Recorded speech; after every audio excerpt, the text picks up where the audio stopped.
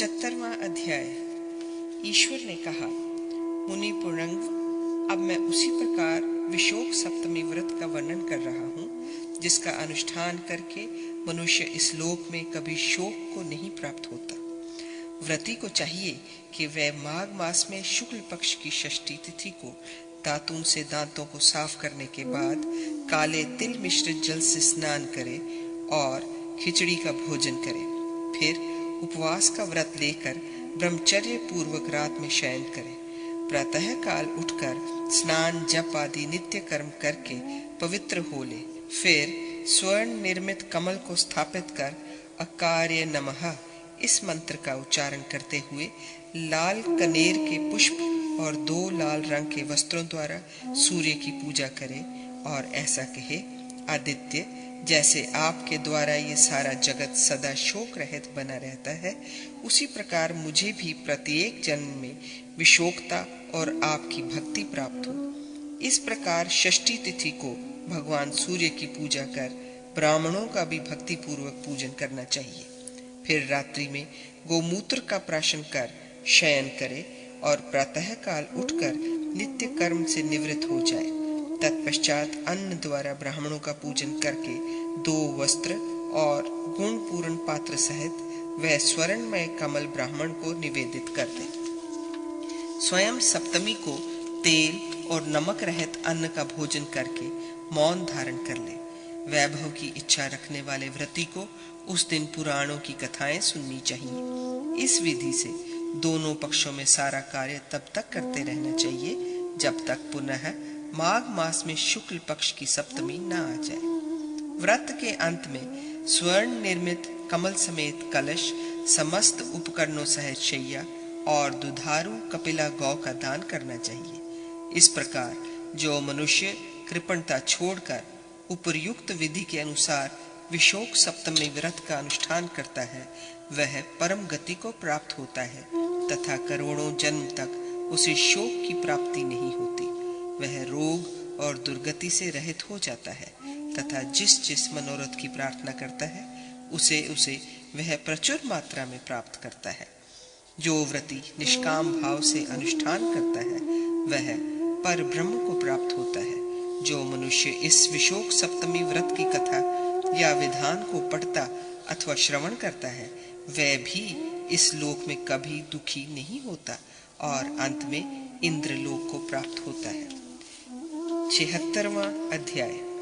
ईश्वर ने कहा, ब्राह्मण, अब मैं फल सप्तमी नामक एक अन्य व्रत का वर्णन कर रहा हूँ जिसका अनुष्ठान करके मनुष्य पापों से विमुक्त हो स्वर्ग भागी हो जाता है। व्रतनिष्ठ मनुष्य को चाहिए कि वह मार्गशीर्ष नामक शुभ मास में शुक्ल पक्ष की सप्तमी तिथि को सोने का एक कमल बनवाए और उस दिन उपवास कर उसे शक्कर समेत कुटुंबी ब्राह्मण को दान कर दे। इसी प्रकार धर्मवेता व्रती एक पल सोने की सूर्य की मूर्ति बनवाकर उसे सायंकाल के समय भगवान सूर्य मुझ पर प्रसन्न हो यूं कहकर ब्राह्मण को दान करे। फिर अष्टमी के दिन ब्राह्मणों को फल सहित दूध से बने हुए अन्न का भोजन कराकर भक्ति पूर्वक उनकी पूजा करे। ऐसा तब तक करते रहना चाहिए जब तक पुनः कृष्ण पक्ष की सप्तमी न आ जाए। उस दिन भी उसी क्रम से विधि पूर्वक उपवास करके स्वर्णमय कमल के साथ स्वर्ण निर्मित फल का दान करना चाहिए। उसके साथ शक्कर से भरा हुआ पात्र, वस्त्र और पुष्पमाला भी होना आवश्यक है।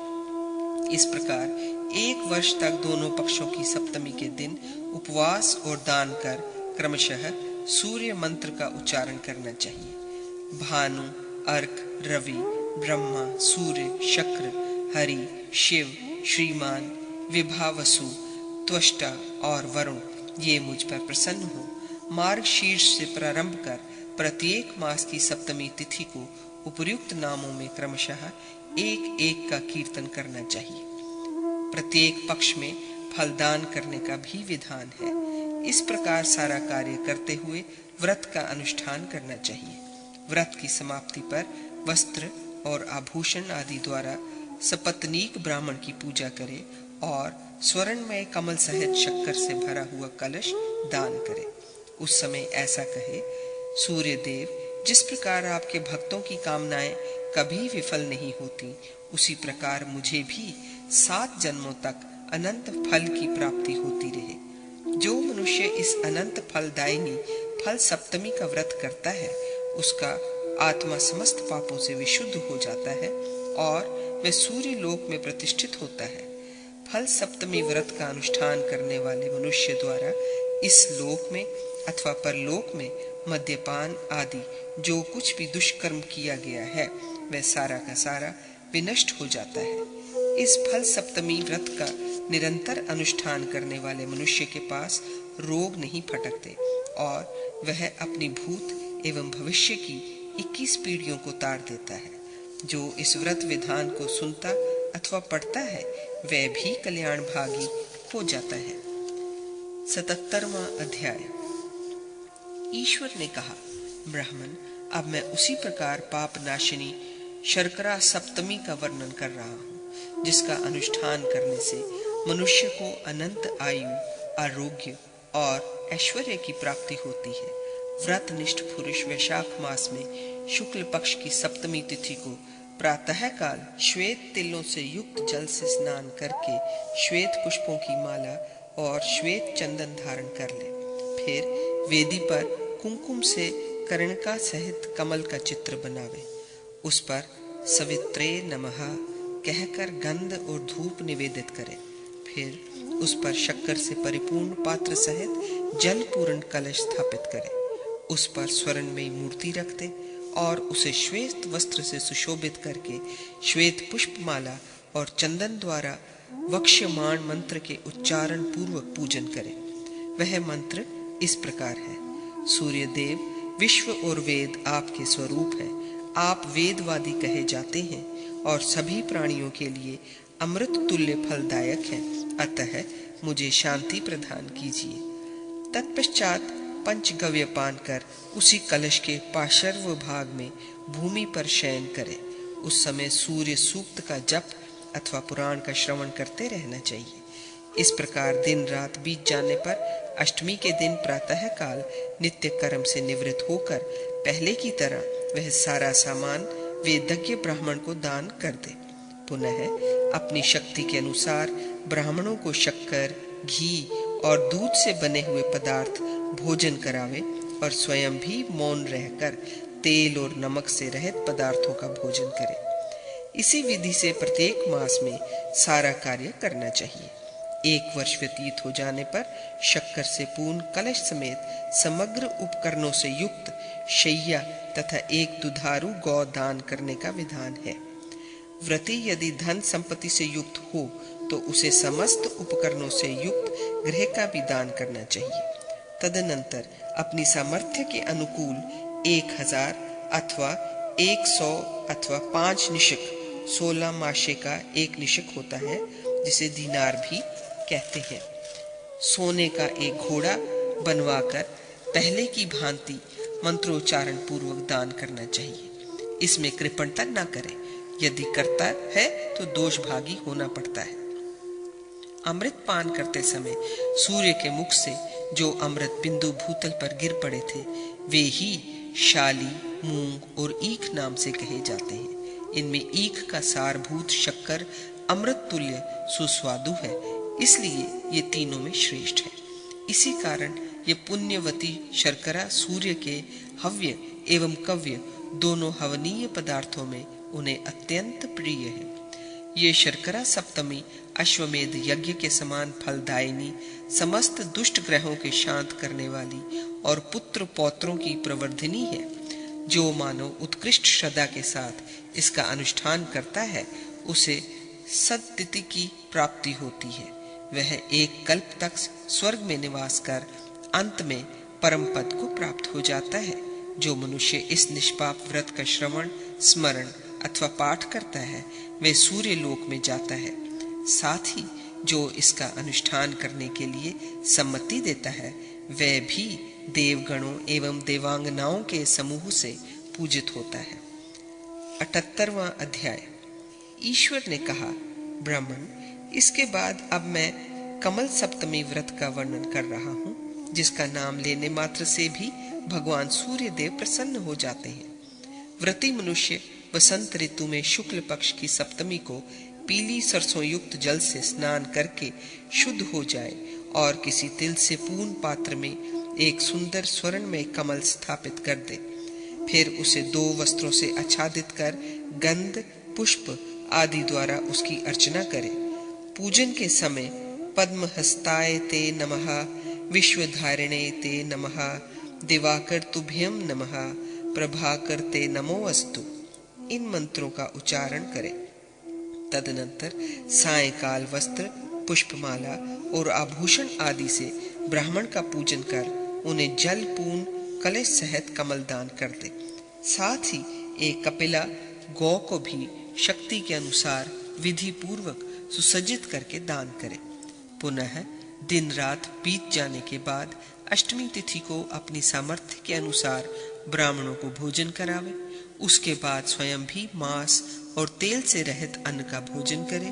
प्रत्येक मास में शुक्ल पक्ष की सप्तमी को इसी विधि के अनुसार कंजूसी छोड़कर भक्ति पूर्वक सारा कार्य संपन्न करना चाहिए। व्रत की समाप्ति के समय स्वर्ण में कमल के साथ एक शैया का भी दान करना चाहिए। साथ ही अपनी शक्ति के अनुसार स्वर्ण से सुसज्जित एक दुधारू गौ तथा भोजन, आसन, दीप आदि अभीष्ट सामग्रियों के भी दान करने का विधान है। जो मनुष्य उपयुक्त विधि के अनुसार कमल सप्तमी व्रत का अनुष्ठान करता है उसे अनंत लक्ष्मी की प्राप्ति होती है और वह सूर्य लोक में प्रतिष्ठित होता है। वह प्रत्येक कल्प में अप्सराओं से घिरा हुआ पृथक पृथक 7 लोकों में भ्रमण करने के पश्चात परम गति को प्राप्त हो जाता है। जो मनुष्य भक्ति पूर्वक इस व्रत को देखता, सुनता, पढ़ता और इसे करने के लिए सम्मति देता है वह भी इस लोक में अचल लक्ष्मी का उपभोग कर अंत में गंधर्व विद्याधर लोक का भागी होता है। 19वां अध्याय।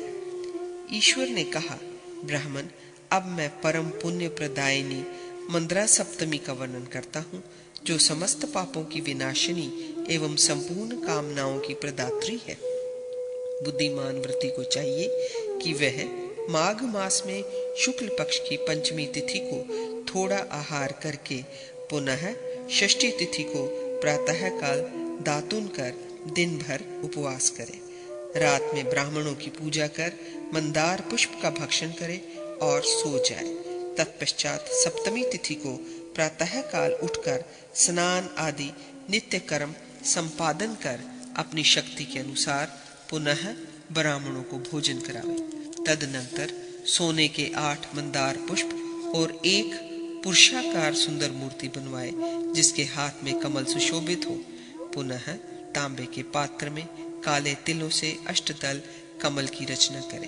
तदनंतर स्वर्णमय मंदार पुष्पों द्वारा कमल के 8 दलों पर वक्ष्यमाण मंत्रों का उच्चारण करके सूर्य का आवाहन करे। यथा भास्कराय नमः ये पूर्व दल पर, सूर्याय नमः से अग्नि कोण स्थित दल पर, अकार्य नमः ये दक्षिण दल पर, अर्योणे नमः ये नैऋतिक कोण वाले दल पर, वेद धामने नमः से पश्चिम दल पर, चंडभानवे नमः से वायव्य कोण स्थित दल पर, पूषणे नमः से उत्तर दल पर। उसके बाद अनंदाय नमः से ईशान कोण वाले दल पर स्थापना करके कर्णिका के मध्य में सर्वत्मनेहि नमः कहकर पुरुषाकार मूर्ति को स्थापित कर दे तथा उसे श्वेत वस्त्रों से ढंक कर खाद्य पदार्थ, पुष्पमाला, फल आदि से उसकी अर्चना करे।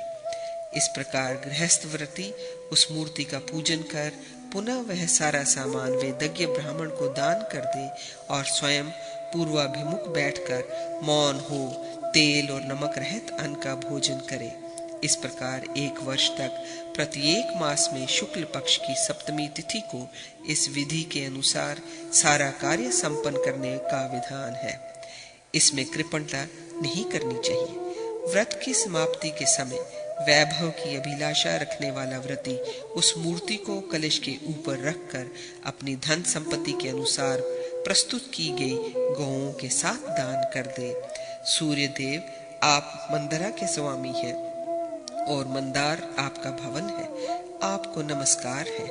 आप हम लोगों का इस संसार रूपी सागर से उद्धार कीजिए। जो मानव उपर्युक्त विधि के अनुसार इस मंदार सप्तमी व्रत का अनुष्ठान करता है वह पाप रहित और सुखपूर्वक एक कल्प तक स्वर्ग में आनंद का उपभोग करता है। ये सप्तमी व्रत पाप समूह रूप परदेश आच्छादित होने के कारण प्रकट हुए भयंकर अंधकार के लिए दीपक के समान है। जो मनुष्य से हाथ लेकर संसार रूपी रात्रि में यात्रा करता है वह कहीं पथभ्रष्ट नहीं होता। जो मनुष्य अभीष्ट फल प्रदान करने वाली इस मंदार सप्तमी के व्रत को पढ़ता अथवा श्रवण करता है वह समस्त पापों से 80वां अध्याय। श्री भगवान ने कहा, ब्राह्मण, अब मैं एक अन्य सुंदर शुभ सप्तमी व्रत का वर्णन कर रहा हूँ जिसका अनुष्ठान करके मनुष्य रोग, शोक और दुख से मुक्त हो जाता है।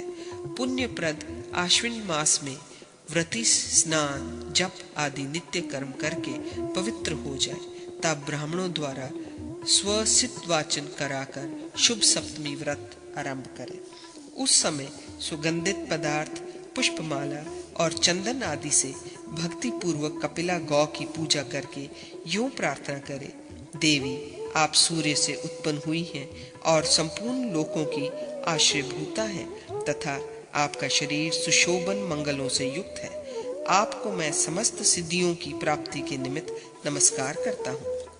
तदनंतर एक तांबे के पात्र में एक सेर तिल भर दे और एक बड़े आसन पर स्वर्ण में वृषभ को स्थापित कर उसकी चंदन, माला, गुड़, फल, घी एवं दूध से बने हुए नाना प्रकार के नैवेद्य आदि से पूजा करे।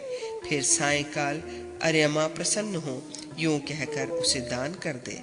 रात में पंचगव्य खाकर बिना बिछावन के ही भूमि पर शयन करे। प्रातः काल होने पर भक्ति पूर्वक ब्राह्मणों की पूजा करे। व्रती मनुष्य को प्रत्येक मास में सदा इसी विधि से 2 वस्त्र, स्वर्णमय बैल और स्वर्ण निर्मित गौ का दान करना चाहिए। इस प्रकार वर्ष की समाप्ति में विश्राम हेतु गदा, तकिया आदि से युक्त एवं ईख, गुड़, बर्तन, आसन आदि से संपन्न शैया तथा एक सेर तिल से परिपूर्ण तांबे के पात्र के ऊपर स्थापित स्वर्ण में वृषभ आदि सारा उपकरण वेदज्ञ ब्राह्मणों को दान करते और यूं कहे, विश्वात्मा मुझ पर प्रसन्न हो। जो विद्वान पुरुष उपर्युक्त विधि के अनुसार इस शुभ सप्तमी व्रत का अनुष्ठान करता है उसे प्रत्येक जन्म में विपुल लक्ष्मी और कीर्ति प्राप्त होती है। वह देवलोक में गणाधीश्वर होकर अप्सराओं और गंधर्वों द्वारा पूजित होता हुआ प्रलय पर्यंत निवास करता है। पुनः कल्प के आदि में उत्पन्न होकर 7 द्वीपों का अधिपति होता है। यह पुण्य प्रद शुभ सप्तमी 1000 ब्रह्म हत्या और 100 भ्रूण हत्या के पापों का नाश करने के लिए समर्थ कही जाती है। जो मनुष्य इस व्रत विधि को पढ़ता अथवा 2 घड़ी तक सुनता है तथा प्रसंग वश दिए जाते हुए दान को देखता है वह भी इस लोक में समस्त पापों से विमुक्त होकर परलोक में विद्याधरों के अधिनायक पद को प्राप्त करता है। जो मनुष्य उपयुक्त 7 विधानों से युक्त इस सप्तमी व्रत का 7 वर्षों तक अनुष्ठान करता है वह क्रमशः 7 लोकों का अधिपति होकर अंत में भगवान विष्णु के परम पद को प्राप्त हो जाता है। 81वां अध्याय। मनु ने पूछा, भगवान, इस भूतल पर कौन ऐसा उपवास या व्रत है जो मनुष्य के अभीष्ट वस्तुओं के वियोग से उत्पन्न शोक समूह से उद्धार करने में समर्थ, धन संपत्ति की वृद्धि करने वाला और संसार भय का नाशक है? मत्स्य भगवान ने कहा, राजश्री, तुमने जिस व्रत के विषय में प्रश्न किया है यह समस्त जगत को प्रिय तथा इतना महत्वशाली है कि देवताओं के लिए भी दुर्लभ है। यद्यपि इंद्र, असुर और मानव भी उसे नहीं जानते, तथापि तुम जैसे भक्तिमान के प्रति मैं अवश्य इसका वर्णन करूंगा। उस पुण्यप्रद व्रत का नाम विशोक द्वादशी व्रत है। विद्वान व्रती को अश्विन मास में 10वीं तिथि को अल्प आहार करके नियम पूर्वक इस व्रत का आरंभ करना चाहिए। पुनः एकादशी के दिन व्रती मानो उत्तराभिमुख अथवा पूर्वाभिमुख बैठकर दातुन करे, फिर निराहार रहकर भगवान केशव और लक्ष्मी की विधि पूर्वक भली भांति पूजा करे और दूसरे दिन भोजन करूंगा ऐसा नियम लेकर रात्रि में शयन करे। प्रातः काल उठकर सर्वौषधि और पंचगव्य मिले हुए जल से स्नान करे तथा श्वेत वस्त्र और श्वेत पुष्पों की माला धारण करके भगवान विष्णु की कमल पुष्पों द्वारा पूजा करे। विशोकाय नमः से दोनों चरणों का, वरदाय नमः से दोनों जंघाओं का, श्रीशाय नमः से दोनों जानुओं का, जलशायने नमः से दोनों उर्वों का, कंदपराय नमः से गुह्य प्रदेश का, माधवाय नमः से कटी प्रदेश का, दामोदराय नमः से उदर का, विपुलाय नमः से दोनों पार्श्व भागों का, पद्मनाभाय नमः से नाभि का, मनमथाय नमः से हृदय का, श्रीधराय नमः से विष्णु के वक्षस्थल का, मधुजिते नमः से दोनों हाथों का, चक्रणे नमः से बाईं भुजा का, गदिने नमः से दाहिनी भुजा का, वैकुंठाय नमः से कंठ का, यज्ञ मुखाय नमः से मुख का, अशोक निधये नमः से नासिका का, वासुदेवाय नमः से दोनों नेत्रों का, वामनाय नमः से ललाट का, हरये नमः से दोनों बाहों का, माधवाय नमः से बालों का, विश्वरूपिणे नमः से किरीट का और सर्वोत्तमने नमः से सिर का पूजन करना चाहिए। इस प्रकार हर्षपूर्वक फल, पुष्पमाला और चंदन आदि से भगवान गोविंद का पूजन करने के पश्चात मंडल बनाकर वेदी का निर्माण कराए। वह वेदी 20 अंगुल लंबी चौड़ी, चारों ओर से चौकोर, उत्तर की ओर ढालू, चिकनी, सुंदर और 3 ओर वप्र से युक्त हो। वे वप्र 3 अंगुल ऊंचे और 2 अंगुल चौड़े होने चाहिए। वेदी के ऊपर 8 अंगुल की दीवार बनाई जाए। तत्पश्चात बुद्धिमान व्रती सूप में नदी की बालुका से लक्ष्मी की मूर्ति अंकित करे और उस सूप को वेदी पर रखकर दैव्ये नमः, शांतिये नमः, लक्ष्मये नमः, श्रीये नमः, पुष्टये नमः, तुष्टये नमः, वृष्टये नमः, हृष्टये नमः के उच्चारण पूर्वक लक्ष्मी की अर्चना करे और यूं प्रार्थना करे, विशोका लक्ष्मी देवी मेरे दुखों का नाश करे, विशोका मेरे लिए वरदायिनी हूँ, विशोका मुझे धन संपत्ति दें और विशोका मुझे संपूर्ण सिद्धियां प्रदान करे। तदनंतर श्वेत वस्त्रों से सूप को परिवेशित कर नाना प्रकार के फलों, वस्त्रों और स्वर्ण में कमल से लक्ष्मी की पूजा करे। चतुर्व्रती सभी रात्रियों में कुशोदक पान करे और सारी रात नाच गाना आदि का आयोजन कराए। 3 पहर रात व्यतीत होने पर व्रती मनुष्य स्वयं नींद त्याग कर उठ पड़े और अपनी शक्ति के अनुसार शैया पर सोते हुए 3 या 1 द्विज दंपति के पास जाकर वस्त्र, पुष्पमाला और चंदन आदि से जलशायने नमोस्तु, जलशायी भगवान को नमस्कार है, यूं कहकर उनकी पूजा करे। इस प्रकार रात में गीत, वाद्य आदि कराकर जागरण करे तथा प्रातः काल स्नान कर पुनः द्विज दंपति का पूजन करे और कृपणता छोड़कर अपनी सामर्थ्य के अनुकूल उन्हें भोजन करावे। फिर स्वयं भोजन करके पुराणों की कथाएं सुनते हुए वह दिन व्यतीत करे। प्रत्येक मास में इसी विधि से सारा कार्य संपन्न करना चाहिए। इस प्रकार व्रत की समाप्ति के अवसर पर गद्दा, चादर, तकिया आदि उपकरणों से युक्त एक सुंदर शैया गुड़ धेनु के साथ दान करके यूं प्रार्थना करे, देवेश जिस प्रकार लक्ष्मी आपका परित्याग करके अन्यत्र नहीं जाती, उसी प्रकार मुझे सदा सौंदर्य, निरोगता और निशोकता प्राप्त हो। जैसे लक्ष्मी कहीं भी आपसे वियुक्त होकर नहीं प्रकट होती, वैसे ही मुझे भी विशोकता और भगवान केशव के प्रति उत्तम भक्ति प्राप्त हो। वैभव की अभिलाषा रखने वाले व्रती को इस मंत्र के उच्चारण के साथ गुड़ धेनु सहित शैया और लक्ष्मी सहित सूप दान कर देना चाहिए। इस व्रत में कमल, करवीर, बाण, ताजा, कुमकुम, केतकी, सिंधुवार, मल्लिका, गंधपाटला, कदम्ब, कुब्जक और जाति ये पुष्प सदा प्रशस्त माने गए हैं। 82वां अध्याय। मनु ने पूछा, जगतपते, अब आप मुझे गुड़ धेनु का विधान बतलाइए, साथ ही उस गुड़ धेनु का कैसा रूप होता है और उसे किन मंत्र का पाठ करके दान करना चाहिए, ये भी बतलाने की कृपा कीजिए।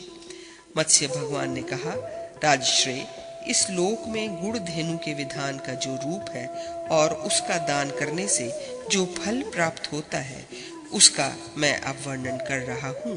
वह समस्त पापों का विनाशक है। गोबर से लिपी पुती भूमि पर सब ओर से कुश बिछाकर उस पर 4 हाथ लंबा काला मृग चर्म स्थापित कर दे, जिसका अग्रभाग पूर्व दिशा की ओर हो। उसी प्रकार एक छोटे मृग चर्म में बछड़े की कल्पना करके उसी के निकट रख दे। फिर उसमें पूर्व मुख और उत्तर पैर वाली स्वत्सा गौ की कल्पना करनी चाहिए। 4 भार गुड़ से बनी हुई गुड़ धेनु सदा उत्तम मानी गई है। उसका बछड़ा 1 भार गुड़ का बनाना चाहिए। 2 भार गुड़ की बनी हुई धेनु मध्यम कही गई है। उसका बछड़ा आधा भार गुड़ का होना चाहिए। 1 भार गुड़ की बनी धेनु कनिष्ठा होती है। उसका बछड़ा 1/4 भार गुड़ का बनता है। तात्पर्य ये है कि अपने ग्रह की संपत्ति के अनुसार इसका निर्माण कराना चाहिए। इस प्रकार गौ और बछड़े की कल्पना करके उन्हें श्वेत एवं महीन वस्त्र से आच्छादित कर दे।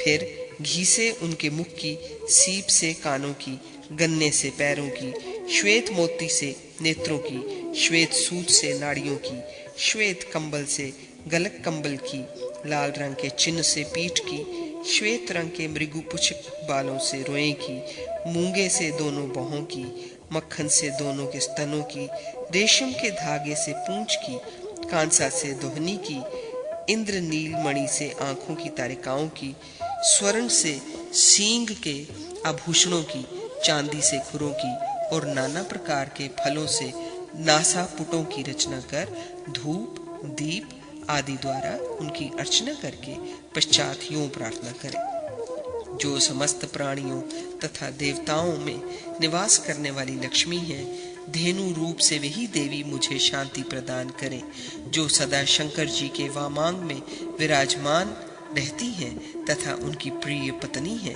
वे रुद्राणी देवी धेनु रूप से मेरे पापों का विनाश करें, जो लक्ष्मी विष्णु के वक्षस्थल पर विराजमान है, जो स्वाहा रूप से अग्नि की पत्नी है तथा जो चंद्र, सूर्य और इंद्र की शक्ति रूपा है, वे ही धेनु रूप से मेरे लिए संपत्ति दायिनी हो। जो ब्रह्मा की लक्ष्मी है, जो कुबेर की लक्ष्मी है तथा जो लोकपालकों की लक्ष्मी है, वे धेनु रूप से मेरे लिए वरदायिनी हो। जो लक्ष्मी प्रधान पितरों के लिए स्वधा रूपा है, जो यज्ञ भोजी अग्नियों के लिए स्वाहा रूपा है, समस्त पापों के हरने वाली वे ही धेनु रूपा है, अतः मुझे शांति प्रदान करें। इस प्रकार इस गुड़ धेनु को आमंत्रित कर उसे ब्राह्मण को निवेदित कर दे। यही विधान घृत, तिल आदि संपूर्ण धेनुओं के दान के लिए कहा जाता है। नरेश्वर, आप जो 10 पाप विनाशिनी गौएं बतलाई जाती हैं, उनका नाम और स्वरूप बतला रहा हूँ। पहली गुड़ धेनु, दूसरी घृत धेनु, तीसरी तिल धेनु, चौथी जल धेनु, पांचवी सुप्रसिद्ध क्षीर धेनु, छठी मधु धेनु, सातवीं शर्करा धेनु, आठवीं दधी धेनु, नवीं रस धेनु और 10वीं स्वरूपतः प्रत्यक्ष धेनु है। द्रव पदार्थों से बनने वाली गौओं का स्वरूप घट है और अद्रव पदार्थों से बनने वाली गौओं का उन पदार्थों की राशि है।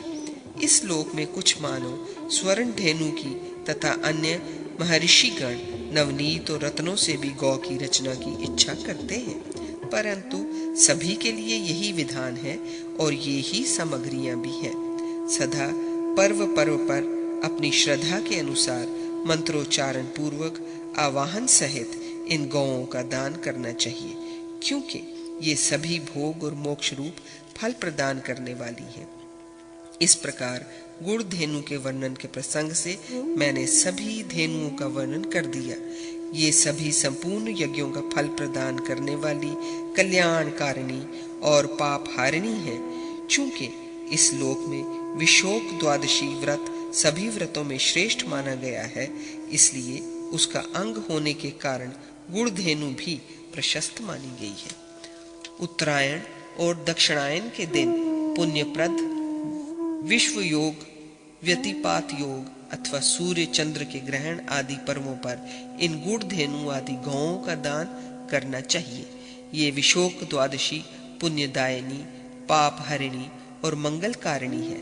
इसका व्रत करके मनुष्य विष्णु के परम पद को प्राप्त हो जाता है तथा इस लोक में सौभाग्य, निरोगता और दीर्घायु का उपभोग करके मरने पर श्री हरि का स्मरण करता हुआ विष्णु लोक को चला जाता है। धर्मज्ञ नरेश उसे 9 अरब 18,000 वर्षों तक शोक, दुख और दुर्गति की प्राप्ति नहीं होती। अथवा जो स्त्री नित्य नाच गाने में तत्पर रहकर इस विशोक द्वादशी व्रत का अनुष्ठान करती है, उसे भी वही पूर्वोक्त फल प्राप्त होता है। राजन, इसलिए वैभव की अभिलाषा रखने वाले पुरुष को उत्कृष्ट भक्ति के साथ श्री हरि के समक्ष नित्य निरंतर गायन वादन का आयोजन करना चाहिए।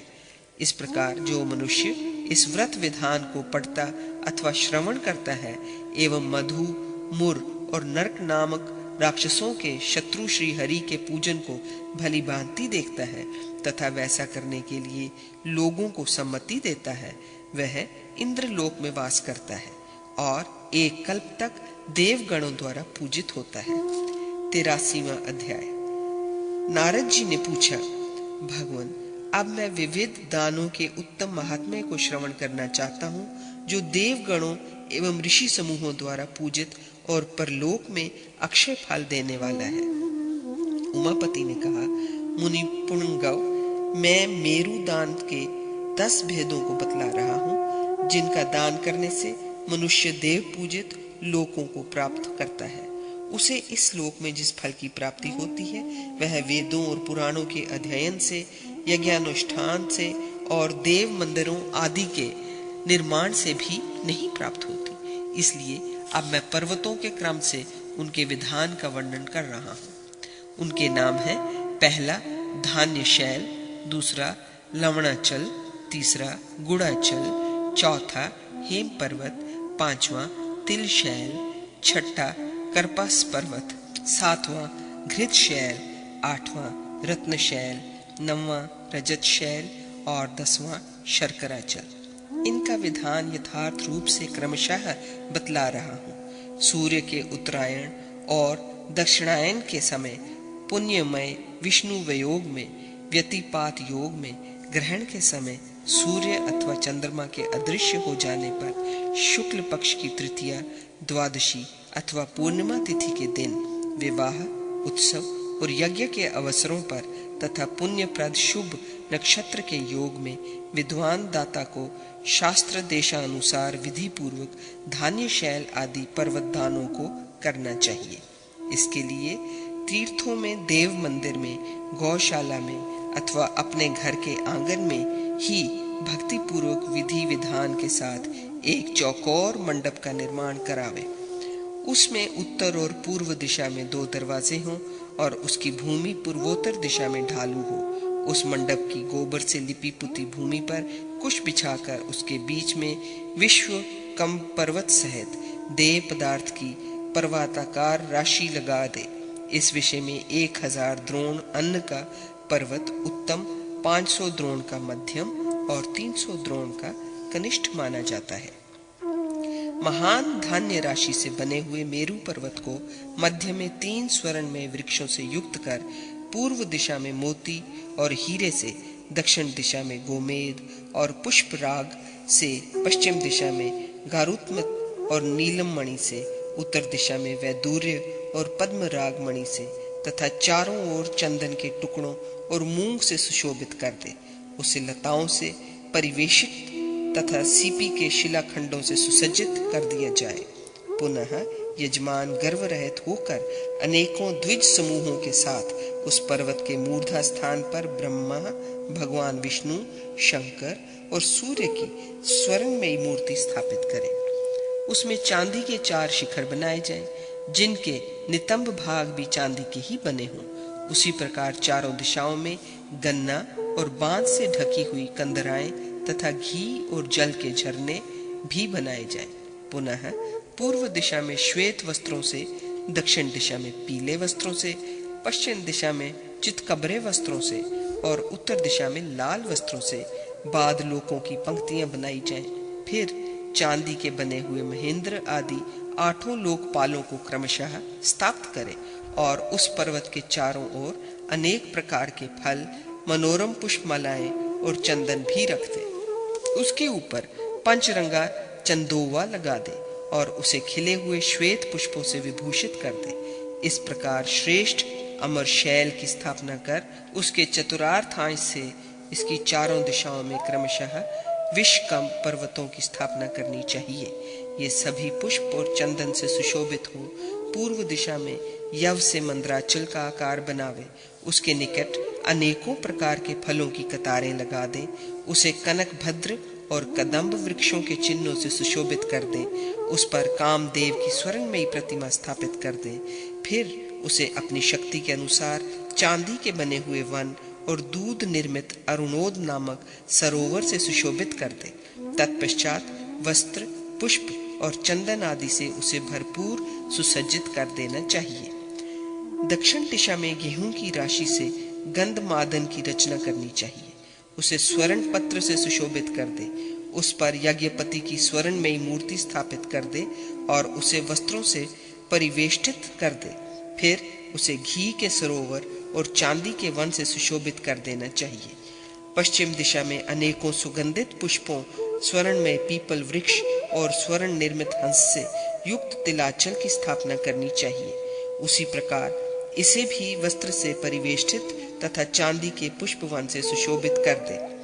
इसके अग्रभाग में दही से सितोद सरोवर की भी रचना कर दे। इस प्रकार उस विपुल शैल की स्थापना करके उत्तर दिशा में उड़द से सुपार्श्व नामक पर्वत की स्थापना करे। इसे भी सुंदर वस्त्र और पुष्पों से सुसज्जित कर दे। इसके शिखर पर स्वर्ण में वट वृक्ष रख दे और स्वर्ण निर्मित गौ से सुशोभित कर दे। उसी प्रकार मधु से बने हुए भद्रसर नामक सरोवर और चमकीली चांदी से निर्मित वन से संयुक्त कर देना चाहिए। तत्पश्चात पूर्व दिशा में 1 हाथ लंबा, चौड़ा और गहरा कुंड बनाकर तिल, यव, घी, समिधा और कुशों द्वारा 4 श्रेष्ठ ब्राह्मणों से हवन करावे। वे सभी ब्राह्मण वेदों और पुराणों के ज्ञाता, जितेंद्रिय, अनिद्य, चरित्रवान और स्वरूप हों। रात में मधुर शब्दों में गायन और तुरही आदि वाद्यों का वादन कराते हुए जागरण करना चाहिए। अब मैं इन पर्वतों के आवाहन का प्रकार बतला रहा हूँ। उन्हें इस प्रकार आवाहित करें। अमर पर्वत, तुम समस्त देवगणों के निवास स्थान और रत्नों की निधि हो। मैंने परम भक्ति के साथ तुम्हारी पूजा की है, इसलिए तुम हमारे घरों में स्थित विरुद्ध भाव अर्थात वैर भाव को शीघ्र ही नष्ट कर दो। हमारे कल्याण का विधान करो और हमें श्रेष्ठ शांति प्रदान करो। सनातन, तुम ही ब्रह्मा, भगवान विष्णु, शंकर और सूर्य हो तथा मूर्त और अमूर्त से परे संसार के बीज हो। अतः हमारी रक्षा करो। चूंकि तुम लोकपालों, विश्वमूर्ति भगवान विष्णु, रुद्र, सूर्य और वसुओं के निवास स्थान हो, इसलिए मुझे शांति प्रदान करो। चूंकि तुम देवताओं, देवांगनाओं और शिवजी से अशून्य अर्थात संयुक्त रहते हो, इसलिए इस निखिल दुखों से भरे हुए संसार सागर से मेरा उद्धार करो। इस प्रकार उस मेरुगिरी की अर्चना करने के पश्चात मंद्राचल की पूजा करनी चाहिए। मंद्राचल, चूंकि तुम चैत्र रथ नामक वन और भद्राश्व नामक वृक्ष से सुशोभित हो रहे हो, इसलिए शीघ्र ही मेरे लिए तुष्टि कारक बनो। गंधमादन, चूंकि तुम जम्बू द्वीप में शिरोमणि के समान सुशोभित और गंधर्वों के वनों की शोभा से संपन्न हो, इसलिए मेरी कीर्ति को सुदृढ़ कर दो। विपुल, चूंकि तुम केतुमाल वर्ष और वैभ्राज नामक वन से सुशोभित हो और तुम्हारे शिखर पर स्वर्णमय पीपल का वृक्ष विराजमान है, इसलिए मुझे निश्चला पुष्टि प्राप्त हो। सुपार्श्व, चूंकि तुम उत्तर कुरु वर्ष और सावित्र नामक वन से नित्य शोभित हो रहे हो, अतः मुझे अक्षय लक्ष्मी प्रदान करो। इस प्रकार उन सभी पर्वतों को आमंत्रित करके पुनः निर्मल प्रभात होने पर स्नान आदि से निवृत्त हो बीच वाला श्रेष्ठ पर्वत गुरु को दान कर दे। मुने, इसी प्रकार क्रमशः विषिकंभ पर्वतों को ऋत्विजों को दान कर देना चाहिए। नारद, इसके बाद 24, 10, 9, 8, 7 अथवा 5 गौ दान करने का विधान है। यदि यजमान निर्धन हो तो वह एक ही दुधारू कपिला गौ गुरु को दान कर दे। सभी पर्वत दानों के लिए यही विधि कही गई है। उनके पूजन में ग्रहों, लोकपालों और ब्रह्मा आदि देवताओं के वे ही मंत्र हैं और वे ही सामग्रियां भी मानी गई हैं। सभी पर्वत पूजनों में उनके मंत्रों के उच्चारण पूर्वक हवन करना चाहिए। यजमान को सदा व्रत में उपवास करना चाहिए। यदि असमर्थ हो तो रात में एक बार भोजन किया जा सकता है। नारद, अब तुम सभी पर्वत दानों की विधि, दान काल में प्रयुक्त होने वाले मंत्र और उन दानों में प्राप्त होने वाले जो फल हैं, वे सब क्रमशः सुनो। दान देते समय धान्य शैल से यूं प्रार्थना करनी चाहिए। पर्वत श्रेष्ठ, अन्न को ही ब्रह्मा कहा जाता है, क्योंकि अन्न में प्राणियों के प्राण प्रतिष्ठित हैं। अन्न से ही प्राणी उत्पन्न होते हैं, अन्न से जगत वर्तमान है, इसलिए अन्न ही लक्ष्मी है, अन्न ही भगवान जनार्दन है। इसलिए धान्य शैल के रूप में तुम मेरी रक्षा करो। जो मनुष्य उपयुक्त विधि से धान्यमय पर्वत का दान करता है, वह 100 मनवंतर से भी अधिक काल तक देवलोक में प्रतिष्ठित होता है। अप्सराओं और गंधर्वों द्वारा व्याप्त सुंदर विमान से वह स्वर्ग लोक में आता है और उनके द्वारा पूजित होता है। पुनः पुण्य क्षय होने पर वह इस लोक में निसंदेह राजाधिराज होता है।